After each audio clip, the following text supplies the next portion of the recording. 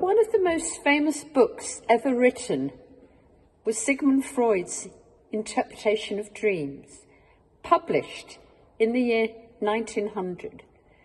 What is less well known is that another Jewish author, Rabbi Solomon Almoli, published a work on dreams 500 years earlier, and that was called Pitron Chalamot, which translates as Interpretation of Dreams. Both of these Jewish authors were influenced, consciously or otherwise, by the fact that the Jewish tradition has always taken dreams very seriously. The Talmud in Brachot 55a says this: an uninterpreted dream is like an unopened letter. Clearly aware that dreams have meaning that we ignore at our peril. Much of the story of Joseph in the book of Genesis is about his ability in dream interpretation and, crucially, his attitude to that gift.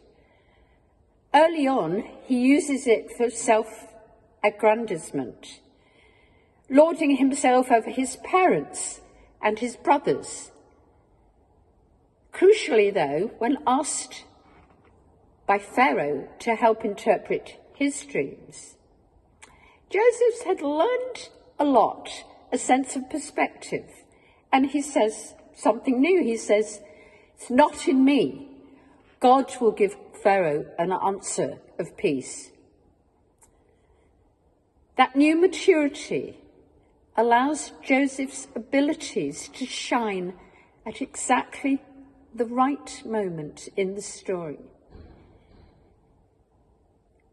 Because of that, he saves his whole family and he allows them to flourish in the land of Egypt. We know the rest of the story. We know that there'll come a time when they have to leave. But the whole story of the Exodus, which we celebrate every Pesach, is only possible because Joseph finally learns to use his dreams and his ability to interpret them for really good purposes. As we celebrate Hanukkah, we pray that the increasing number of lights will see an increase in our hopes for a brighter future, when our dreams of a better world and the return of our hostages to their families will finally become a reality. Shabbat Shalom.